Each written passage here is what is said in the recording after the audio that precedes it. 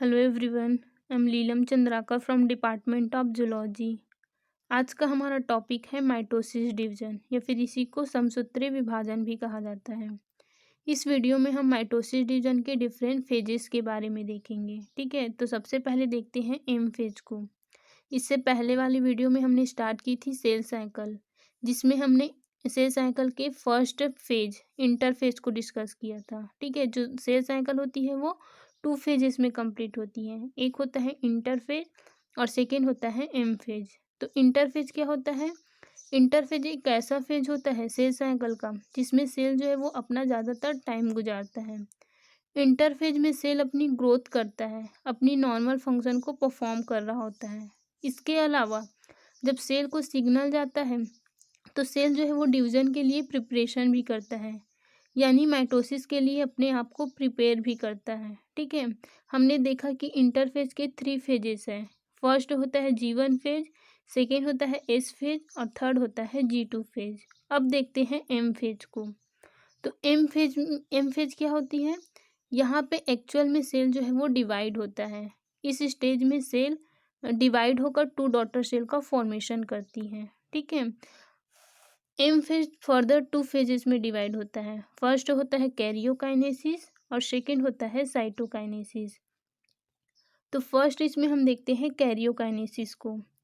तो जब न्यूक्लियस का डिवीजन होता है तो उसे कैरियोकाइनेसिस कहा जाता है। ठीक है, इस स्टेज में सेल का जो न्यूक्लियस है वो डिवाइड होता है। इसके अंतर्गत 4 फेजेस आती हैं: प्रोफेज, मेटाफेज, इनाफेज और टीलोफेज। ठीक है, फिर सेकेंड है साइटोकाइनेसिस। तो साइटोकाइनेसिस मतलब जब साइटोप्लाज्म का डिवीजन होता है तब उसे साइटोकाइनेसिस कहा जाता है।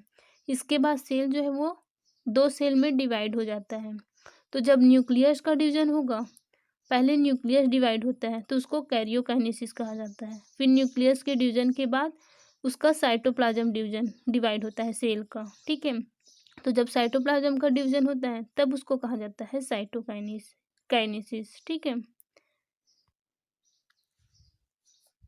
फिर है टाइप्स ऑफ सेल डिवीजन। तो सेल डिवीजन 2 टाइप के होते हैं। फर्स्ट होता है माइटोसिस डिवीजन या फिर इसी को समसूत्री विभाजन भी कहा जाता है, और सेकेंड होता है मियोसिस डिवीजन या फिर इसको अर्धसूत्री विभाजन कहा जाता है। ठीक है, तो इस वीडियो में हम माइटोसिस डिवीजन के बारे में देखेंगे। तो माइटोसिस डिवीजन जो है वो एनिमल के सोमैटिक सेल में होने वाला डिवीजन होता है। मतलब कि जो सोमैटिक सेल में जो डिवीजन होता है उसको माइटोसिस डिवीजन कहते हैं। इसे न्यूक्लियर डिवीजन भी कहा जाता है। ठीक है, माइटोसिस डिवीजन जो है वो 2 स्टेप में कंप्लीट होती है। फर्स्ट होता है कैरियोकाइनेसिस और सेकेंड होता है साइटोकाइनेसिस। तो कैरियोकाइनेसिस तो अभी मैंने बताया, जब न्यूक्लियस का डिवीजन होता है तो उसे कैरियोकाइनेसिस कहा जाता है। ठीक है, कैरियोकाइनेसिस जो है वो 4 स्टेज, इस कैरियोकाइनेसिस के अंतर्गत 4 फेजेस आते हैं। फर्स्ट है प्रोफेज, सेकेंड है मेटाफेज, थर्ड है एनाफेज और फोर्थ है टीलोफेज। तो पहले देखते हैं प्रोफेज को। तो यहाँ पे माइटोसिस के डिफरेंट फेजेस दिए गए हैं, उसमें से फर्स्ट है प्रोफेज। ठीक है, तो इंटरफेज हमने पहले डिस्कस कर चुके हैं। ठीक है, इंटरफेज में क्या होता है, जो सेल है वो डिवीजन के लिए प्रिपरेशन करता है, यानी कि सेल की ग्रोथ होती है, डीएनए का डुप्लीकेशन होता है, सेंट्रोसोम का डुप्लीकेशन होता है। ठीक है, और जितने भी सेल ऑर्गेनेलिस हैं उसका डुप्लीकेशन होता है। तो इंटरफेज के बाद में जो सेल है वो एम फेज में जाता है। एम फेज के फर्स्ट स्टेज जिसको कहा जाता है प्रोफेज। ठीक है, तो प्रोफेज में क्या होगा, जो सेल है वो माइटोसिस के लिए तैयार हो चुका है। ठीक है, तो प्रोफेज में कौन कौन से इवेंट देखने को मिलेंगे, तो यहाँ पे ये है न्यूक्लियर मेम्ब्रेन।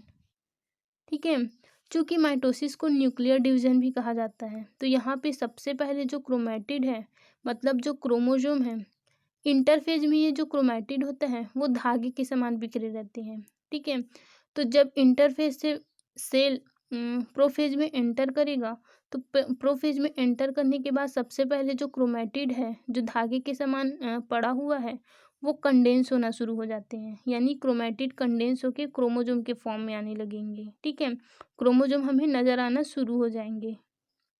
इसके अलावा एक और ऑर्गेनेलिस होता है जो साइटोप्लाज्म में प्रेजेंट होता है यहाँ पे। ठीक है, इसको कहा जाता है सेंट्रोसोम। सेंट्रोसोम के अंदर 2 सेंट्रियोल प्रेजेंट होता है। ठीक है, तो इंटरफेज में सेंट्रोसोम का डुप्लीकेशन होता है जिससे सेंट्रोसोम की संख्या 2 हो जाती है और उसके अंदर में 2 सेंट्रियोल प्रेजेंट होती हैं। ठीक है, तो सबसे पहले ये जो सेंट्रोसोम है वो अपोजिट पोल में मूव करना शुरू करते हैं। ठीक है, यानी कि ये वाला जो सेंट्रोसोम है वो इधर मूव करेगा और ये वाला जो सेंट्रोसोम है वो इधर मूव करेगा। ठीक है,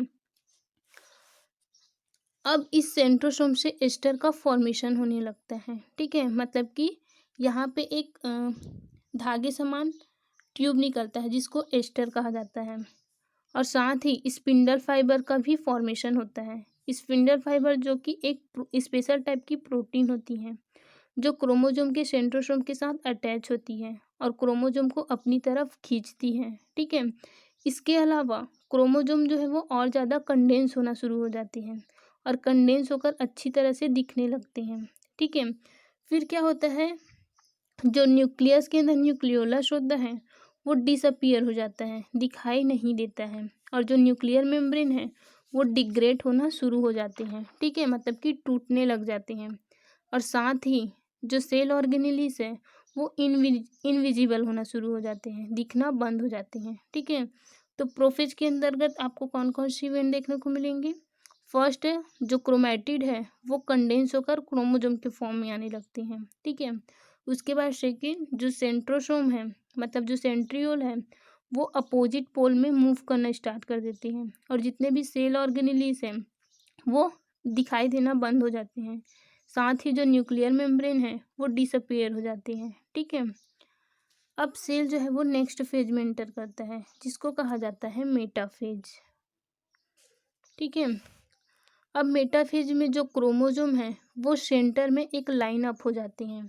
ठीक है, सेंटर में लाइन बना देते हैं। तो यहाँ पे आपको दिखाई दे रहा है ये जो क्रोमोजोम है वो सेंटर में लाइन अप हो जाती हैं और जो सेंट्रोसोम है वो कम्प्लीटली अपोजिट पोल में चले जाती हैं।